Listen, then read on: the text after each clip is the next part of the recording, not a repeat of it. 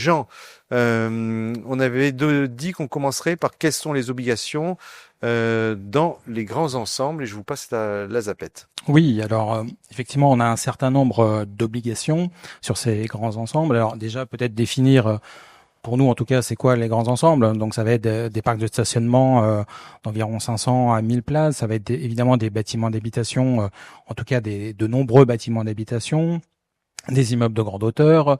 Et donc à partir de là, dans ces grands ensembles là, il y a une complexité en termes de gestion, en termes évidemment aussi de sécurité incendie, et c'est pour ça qu'on trouvait que c'était intéressant d'en parler.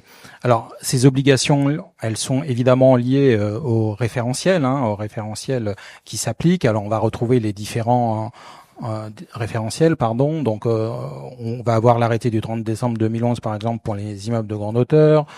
On va retrouver évidemment l'arrêté du 31 janvier 86 pour ces bâtiments d'habitation.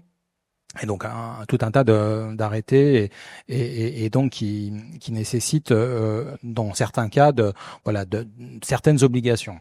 Alors, un point important quand même à rappeler, c'est que les dispositions constructives restent applicables tant que nous n'avons pas fait de travaux. Ça, c'est important de le dire parce que souvent, on peut entendre certaines entreprises nous dire que il faut mettre en conformité, qu'il y a un certain nombre d'obligations, mais il faut quand même rappeler que la base, c'est de rester sur les dispositions applicables au permis de construire, et effectivement, en fonction ensuite des orientations, on va en reparler, des orientations qui sont prises, eh bien de procéder à certaines mises en conformité, et donc là pour le coup on applique et on se conforme aux textes actuels. Mais c'est important, et notamment dans ces grands ensembles là, par la complexité aussi des équipements, mais aussi des différents volumes, des différents référentiels qui s'appliquent. Je parlais tout à l'heure de parcs de stationnement. Il peut y avoir un arrêté spécifique pour ce parc-là en fonction de l'exploitation. Il peut y avoir un immeuble de grande hauteur. Donc c'est important de partir du bon référentiel pour envisager éventuellement des mises en conformité, des mises en sécurité. L'objectif quand même de toutes ces normes et de tous ces règlements, et on l'oublie souvent, c'est d'éviter évidemment qu'on ait un feu important. Alors je le dis souvent, et j'aime bien cette image parce qu'elle parle d'elle-même, c'est que on est là sur une situation qui est évidemment une situation dramatique, et à partir de là, évidemment, ce sont les services de secours qui peuvent intervenir et qui doivent intervenir. Et donc ces règlements, ces référentiels ont quand même pour objectif d'éviter ce genre de situation. Alors il y a tout un tas d'obligations, évidemment on ne pourra pas les détailler, mais en tout cas la chose qu'il faut retenir, c'est que c'est vraiment ces référentiels-là, en fonction de votre établissement, qui définit un certain nombre d'obligations, et que ces obligations-là sont, comme je le disais, ont pour objectif d'éviter de telles situations et des feux importants.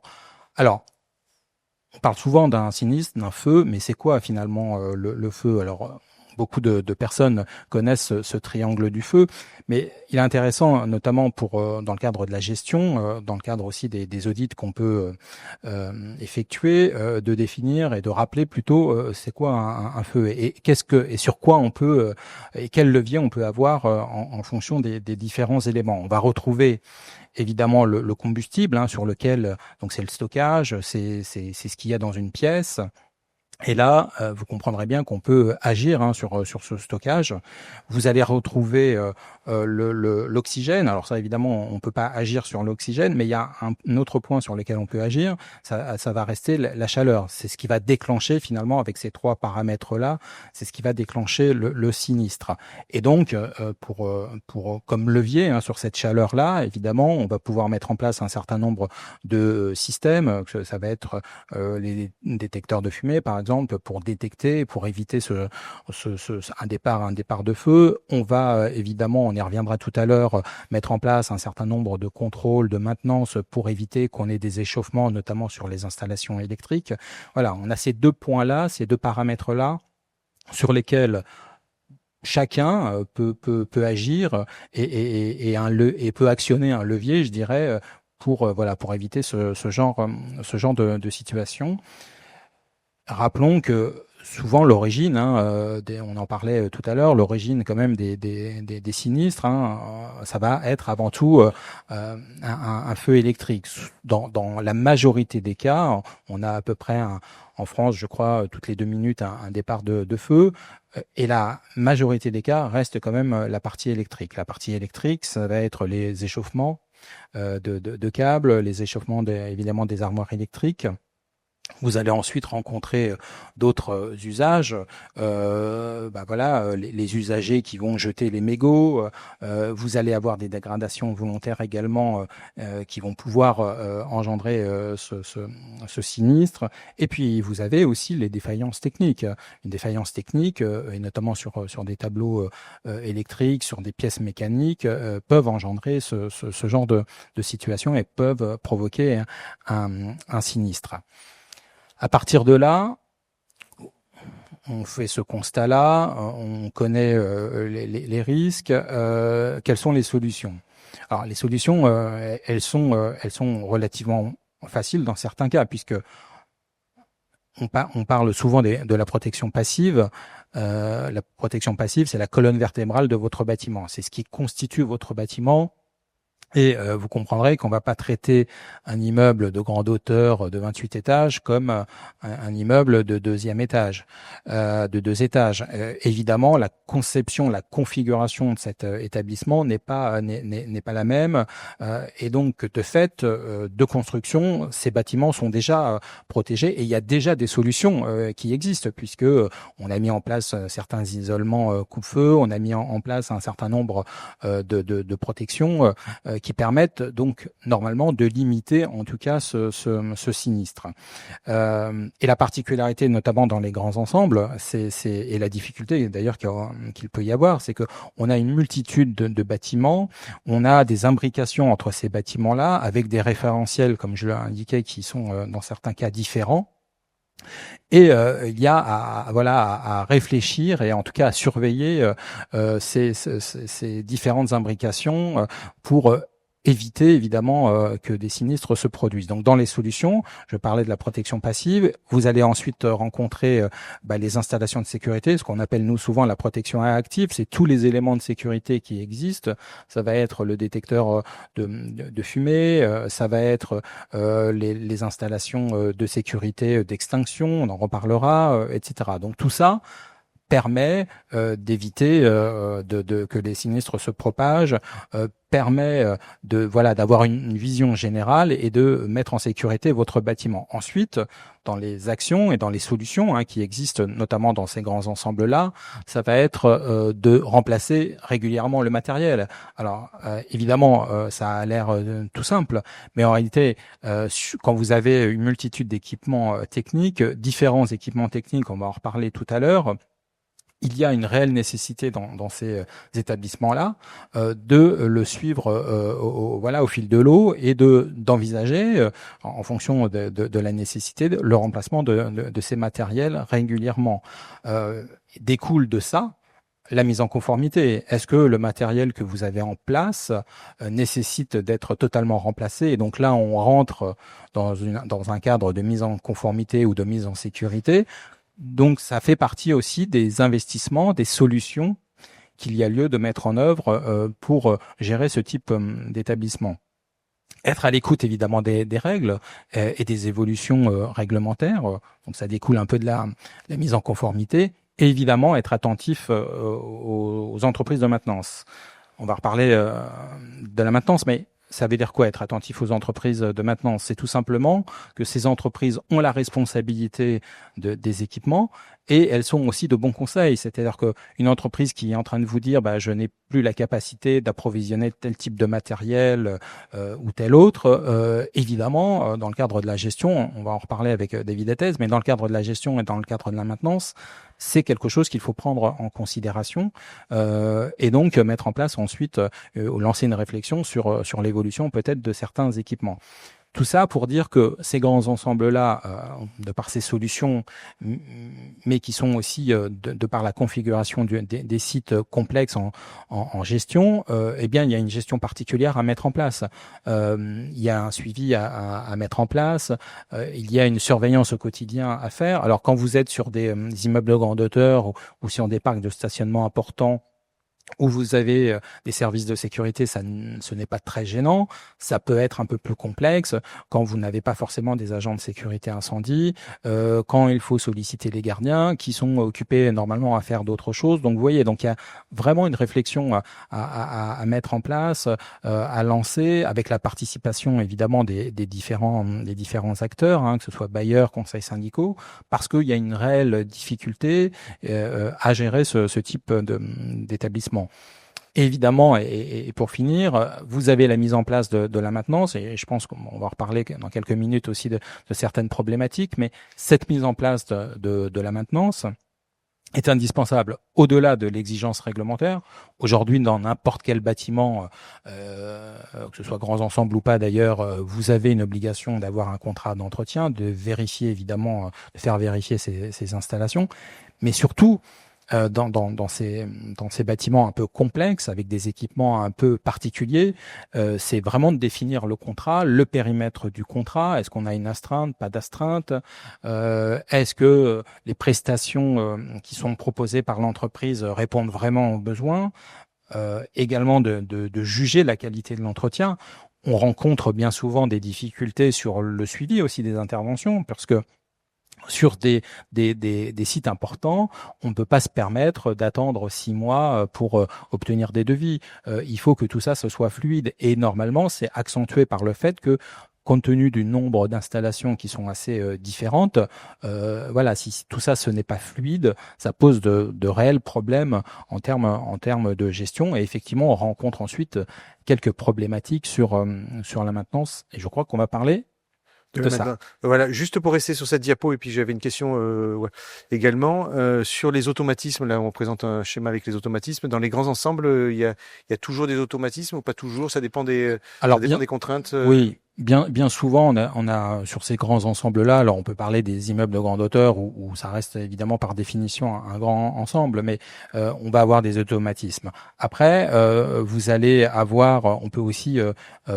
voir d'autres cas où ça reste un grand ensemble parce que vous avez une multitude de bâtiments, mais chaque bâtiment est indépendant, a une gestion indépendante, des équipements indépendants, donc c'est pas forcément toujours automatique. Mais bien souvent sur les bâtiments complexes, on va quand même avoir certains automatismes, que ce soit imposé par le règlement ou que ce soit demandé. Ça, c'est réglementaire, hein, c'est-à-dire qu'il y a des réglementations. On peut rappeler là les... Oui, alors vous allez avoir ces réglementations, notamment avec pour les immeubles de grande hauteur, où vous avez vraiment des obligations très claires, très précises.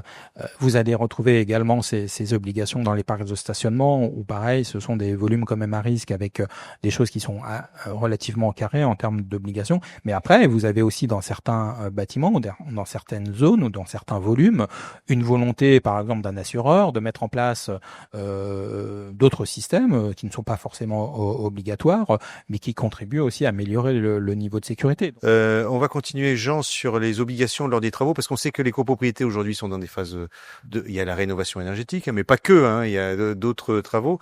Est-ce qu'on peut rappeler, Jean, quelles sont les obligations d'un point de vue risque incendie dans les cas des phases travaux, et puis également, David a commencé à en lister quelques-uns, les nouveaux risques des dernières années, oui. Effectivement, avec les nouveaux équipements qu'on utilise. Alors, les obligations, elles sont aussi liées aux travaux qu'on va réaliser.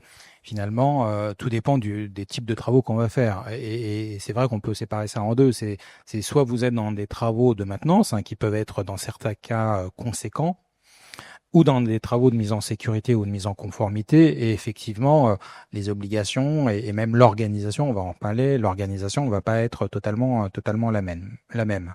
Et ensuite, vous avez évidemment le domaine de ces travaux. On n'organise pas de la même manière des travaux électriques, avec aussi des fois des conséquences importantes, que des travaux de soudure, que du cloisonnement et autres. Donc tout ça dépend un peu, donc, comme je vous l'indiquais, du type de travaux et du domaine.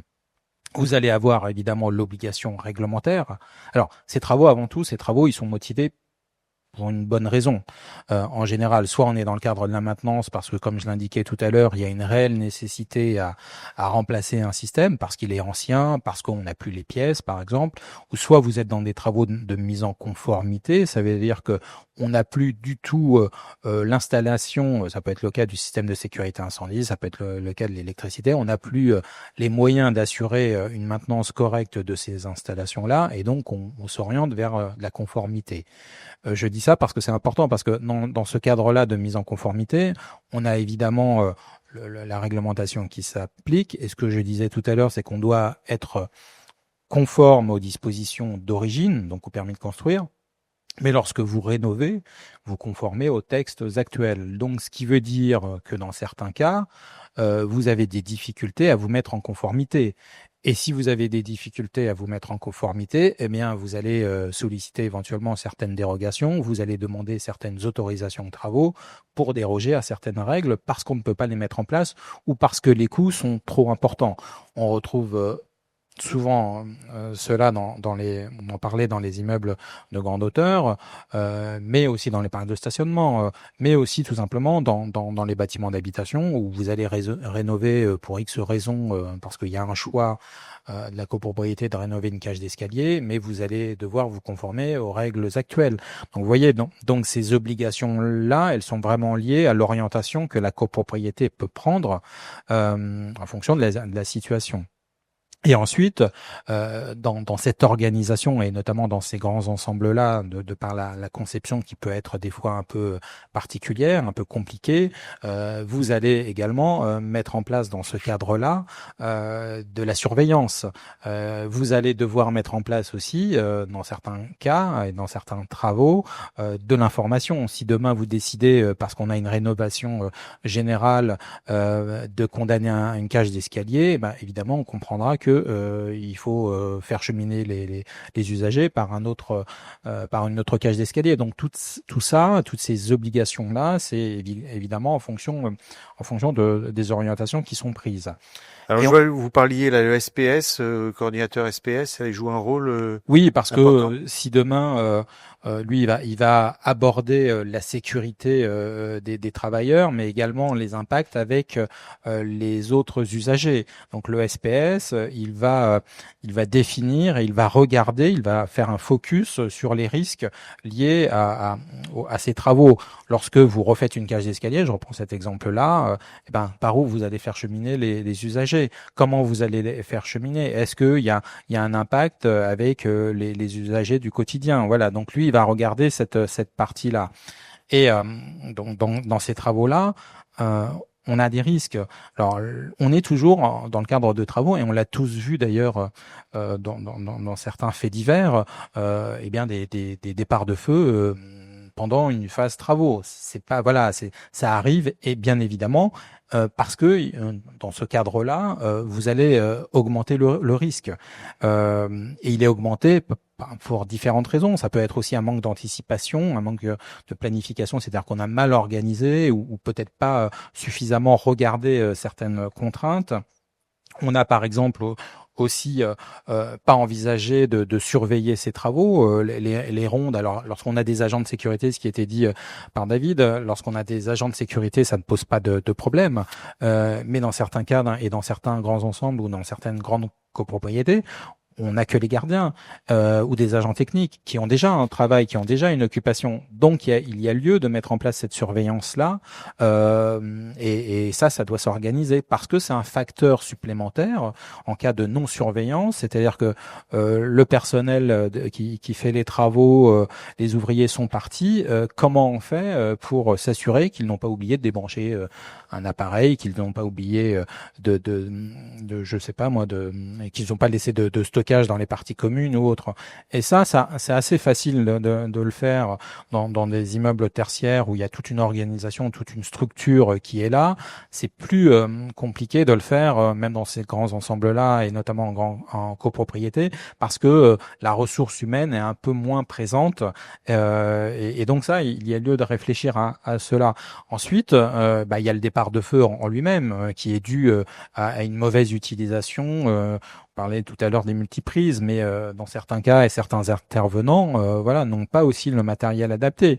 Il y a des imprudences aussi qui sont commises. Et puis il y a un point important, c'est que on l'oublie souvent, mais on neutralise dans certains cas des dispositifs de sécurité pour des raisons de faisabilité, tout simplement. Nous, on a des cas dans certains grands ensembles où en plus il y a une multitude aussi de commerces aux alentours où on est obligé de neutraliser de la détection incendie. Donc il y a toutes des volumes conséquents qui ne sont plus détectés. Donc, par rapport à ça, on a un risque qui est accru. Donc, pour répondre et pour diminuer ce risque, il y a lieu d'organiser cette surveillance. Donc, on va solliciter les équipes en place, etc. Mais c'est vraiment important de le souligner. Et pour conclure en tout cas sur ces travaux-là, il y a vraiment une vigilance à prendre en considération et surtout à réfléchir avant à comment s'organiser, parce que évidemment que vous allez prendre différents acteurs, vous allez avoir des maîtres d'œuvre, vous allez avoir des architectes, mais il y a aussi une notion qui n'est pas forcément toujours évidente à prendre en compte, c'est la prévention, c'est comment on gère la surveillance derrière ces travaux pour tout simplement diminuer le risque. Et comme le disait David, on rencontre aussi des nouveaux risques. Alors pas liés directement aux travaux, mais et tout le monde a pu observer ça sur les réseaux sociaux. Ces nouveaux risques, ça va être les batteries de vélo, les batteries de trottinette, vos portables, vos chargeurs de portables. Là, on sait que toutes les semaines, on avait déjà eu l'occasion de le dire avec les services de secours, mais toutes les semaines, il y a des interventions liées à des feux de batterie dans des appartements. Donc évidemment, il y a des bonnes pratiques à adopter. Ces bonnes pratiques, c'est quoi? C'est des pratiques assez simples. C'est déjà de voir la qualité du matériel qu'on achète. Quand pour reprendre cet exemple-là, quand votre chargeur de téléphone chauffe anormalement, c'est que vous avez acheté cela à 3 €, c'est qu'il y a quand même peut-être un problème. On va par exemple éviter également de laisser le matériel à l'entrée de votre appartement parce que lors d'un départ de feu, on va avoir des difficultés évidemment à évacuer. Donc il y a tout un tas de pratiques assez simples à adopter. Je pense qu'aujourd'hui ça commence un peu à rentrer un peu dans les je dirais au quotidien et dans les bonnes pratiques du quotidien, mais c'est une réalité. Ces nouveaux équipements occasionnent des nouveaux risques et aujourd'hui et aussi par la qualité évidemment des fabricants qui vont aussi faire évoluer ces matériels dans le bon sens, mais on sait aussi que il y a dans certains cas certaines batteries qui sont instables. Alors on a pu déjà en discuter sur la partie borne de recharge où c'est aussi un nouveau risque.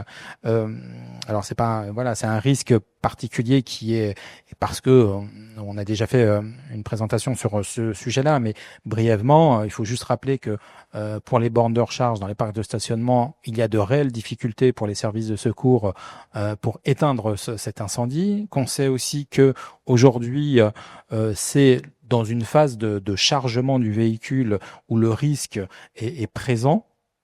Et on sait aussi que réglementairement, on n'a pas les mêmes obligations entre un parc d'habitation, donc grands ensembles immobiliers, un parc d'habitation. Nous, on a le cas sur certains sites, on a 1000 places, 1500 places sur certains parcs de stationnement qui sont réservés à l'habitation, et on est moins contraint d'un point de vue réglementaire que les parcs publics, par exemple, où vous n'allez avoir que 300 places. C'est-à-dire qu'on va pas vous demander dans le parc habitation d'avoir du sprinkler, on va pas vous demander de mettre un arrêt d'urgence à l'entrée du parking, on va pas vous demander de mettre en place des plans à l'entrée du parking pour situer les bornes de recharge. Donc on va pas avoir toutes ces obligations-là, mais en cas de sinistre, on sait que les dommages seront exactement les mêmes que sur un parc public. Pourtant, on a moins de contraintes. Donc, il y a une incohérence, on va dire, réglementaire. Ça va très certainement évoluer dans les années à venir. Mais ce qui veut dire aussi que là, on a réellement un facteur supplémentaire de risque sur ces IRVE, même si la réglementation très certainement évoluera. Et donc nous, souvent, on recommande, puisque c'est pas une obligation, mais on recommande dans ce type de projet, lorsqu'on fait des audits, de au moins de mettre un arrêt d'urgence, au moins d'identifier sur plan les bornes de recharge, pour au moins faciliter l'intervention des services de secours. Ouais, un arrêt d'urgence, donc c'est un arrêt d'urgence, c'est pouvoir couper l'arrivée électrique facilement, c'est Oui, ça? mais c'est surtout pour pouvoir couper la charge des véhicules Ouais. qui sont en train, par définition, d'être rechargés. Et là, généralement, on peut le faire sur le tableau électrique qui est dédié à ces bornes de recharge. Et ça, c'est ce que font à peu près tous les fournisseurs. Sauf qu'aujourd'hui, les pompiers, lorsqu'ils arrivent, ils sont au niveau de la rampe d'accès et ils doivent avoir tous les éléments pour neutraliser éventuellement l'électricité, notamment ces bornes de recharge au niveau de la rampe d'accès. C'est ce que demande d'ailleurs dans les parcs publics, c'est ce qu'on met en place. Mais aujourd'hui, sur les parcs habitations, ce n'est pas exigé. Une question de Irma. Quels sont les travaux obligatoires à minima de mise en conformité incendie lors d'une rénovation globale de logements collectifs de deuxième et troisième famille? Alors, chez deuxième ou troisième, ça vous dit quelque chose? Oui. Alors, c'est quoi deuxième, troisième famille? Alors, ouais, c'est le classement en fonction de la hauteur du bâtiment. Ouais. Donc, le première et deuxième famille, ça va être 2-3 étages. Donc, en réalité, il y a peu d'obligations. Alors, je reviens sur un point important. Ce que je disais au début, c'est que les dispositions constructives restent applicables. À partir du moment où vous faites des travaux de rénovation, vous allez vous conformer aux textes actuels et les textes actuels, donc vous allez reprendre le référentiel du texte actuel. Donc, ça dépend évidemment du classement de cet établissement. Donc première, deuxième famille, il n'y a pas grand-chose dans ce type d'établissement. Donc ça veut dire qu'il ne va pas y avoir de désenfumage en général. Il va y avoir un désenfumage statique, mais il ne va pas y avoir d'équipement technique complexe. Donc en réalité, on a peu de choses à modifier sur les installations de sécurité incendie. Par contre, il y a à prendre en compte dans le cadre de ces rénovations, par exemple, si c'est une rénovation des circulations communes, la réaction au feu des produits que l'on met en place, c'est-à-dire les revêtements de sol. Ces réactions au feu, elles ont un certain classement qui permet de ne pas favoriser un sinistre. Donc il y a cela à prendre en compte. Il y a également sur l'aspect plutôt électrique d'ailleurs, lorsque vous faites une rénovation comme ça, de se conformer au texte. Ça veut dire quoi? On parlait tout à l'heure, je crois, de la NFC 1500 en préambule, mais c'est justement de s'assurer que les installations électriques, on est bien la terre, que le tableau électrique, s'il est rénové, il se conforme aux exigences actuelles. Donc on va plutôt rentrer dans un cadre soit de réaction au feu, soit donc de conformité électrique, et de reconduire ou pas, tout dépend aussi de l'établissement, si on dispose d'installations d'origine, il y a l'exemple de la détection incendie, mais très probablement pas en première, deuxième famille, de reconduire ces dispositions-là ou de les mettre en conformité en fonction du texte actuel. Et le dernier point, ce serait de réfléchir sur la cage d'escalier, parce que bien souvent, ces cages d'escalier en première, deuxième famille n'étaient pas désenfumées. Aujourd'hui, même dans les petits établissements, on va désenfumer ces cages, c'est-à-dire qu'on va avoir un exutoire, donc un ouvrant au dernier niveau qui sera actionné par les services de secours. Et bien souvent, on met en conformité cet ouvrant qui n'est généralement peut-être pas existant à la base.